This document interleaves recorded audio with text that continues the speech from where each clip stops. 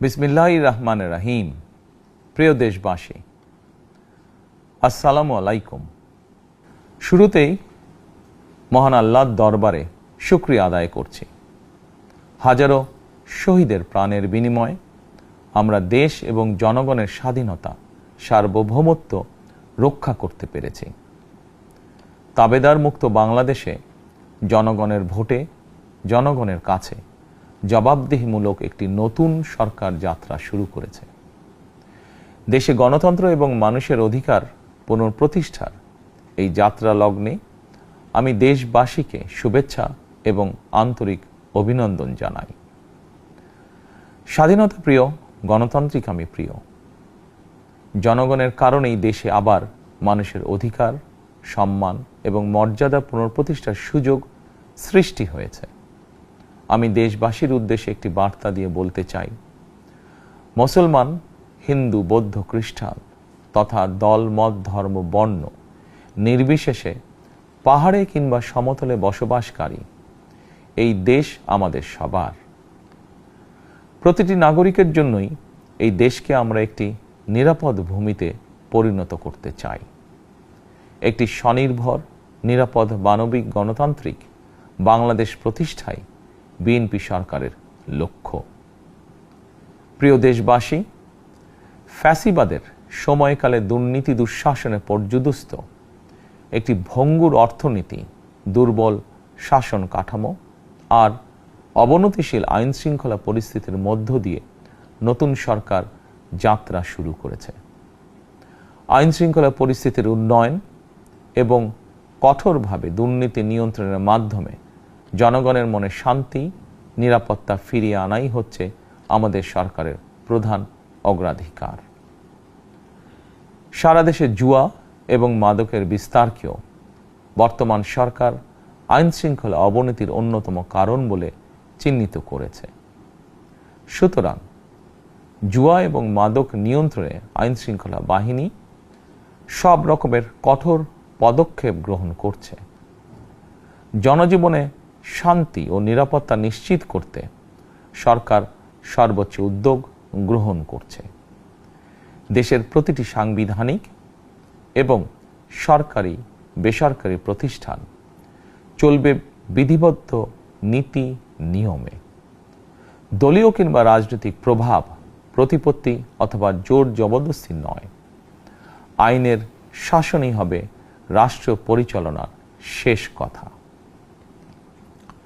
প্রিয় দেশবাসী, আগামীকাল থেকে সারা দেশে শুরু হতে যাচ্ছে পবিত্র মাহে রমাদান।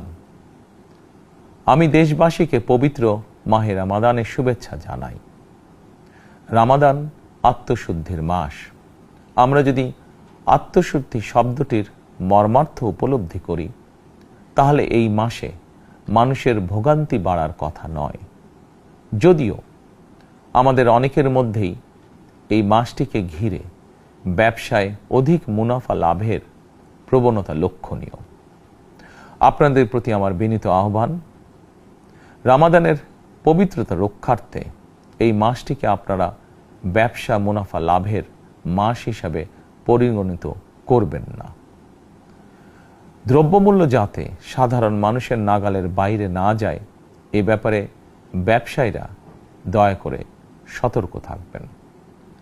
হাজারো প্রাণের বিনিময়ে একটি মাফিয়া সিন্ডিকেটের পতন ঘটিয়ে রাষ্ট্র এবং সরকারের জনগণের অধিকার প্রতিষ্ঠার অঙ্গীকার নিয়েই আমরা রাষ্ট্র পরিচালনার দায়িত্ব গ্রহণ করেছি। বিএনপি সরকার সকল ক্ষেত্রেই অনাচার অনিয়মের সকল সিন্ডিকেট ভেঙে দিতে বদ্ধপরিকর ইনশাআল্লাহ। ক্ষুদ্র, মাঝারি কিংবা ছোট বড় সকল ব্যবসায়ীদের প্রতি বর্তমান সরকারের দৃষ্টিভঙ্গি সহজ এবং স্পষ্ট।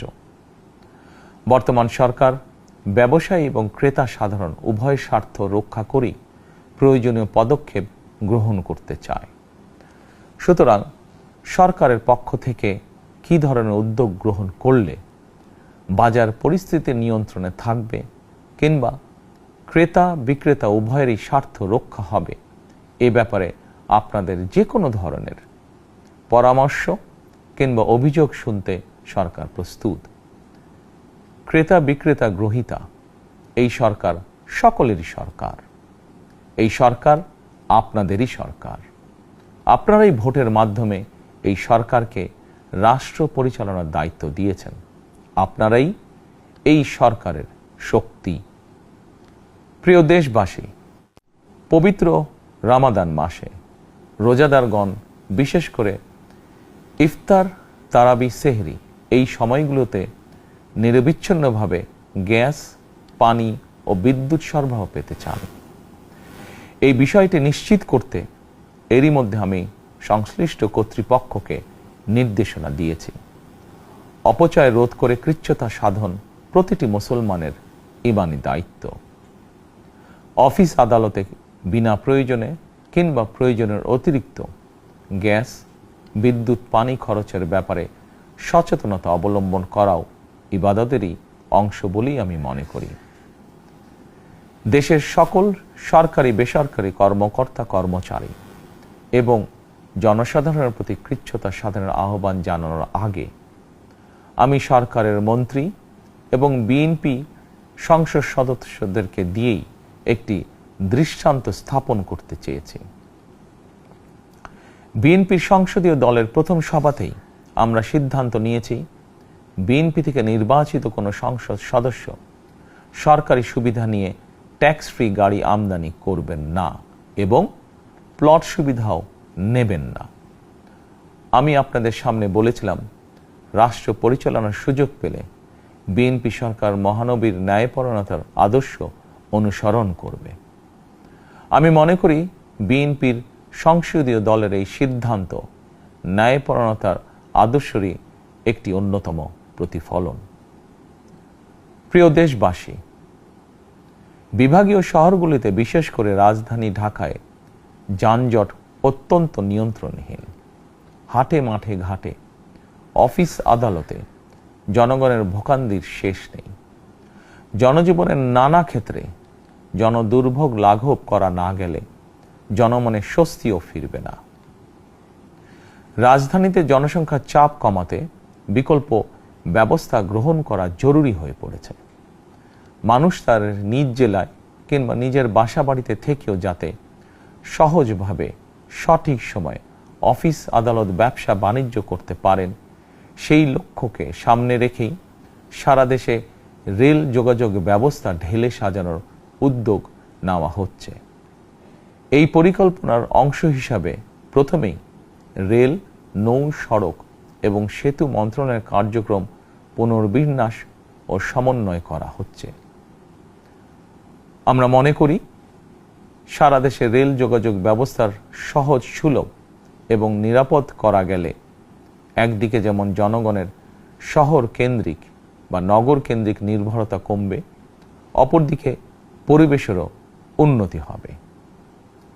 প্রিয় দেশবাসী, আমাদের চারপাশে সমস্যার শেষ নেই, তবে সমস্যার পাশাপাশি সম্ভাবনাও কিন্তু কম নয়। আমাদের বৃহৎ জনগোষ্ঠীকে যদি আমরা দক্ষ জনশক্তিতে রূপান্তরিত করতে পারি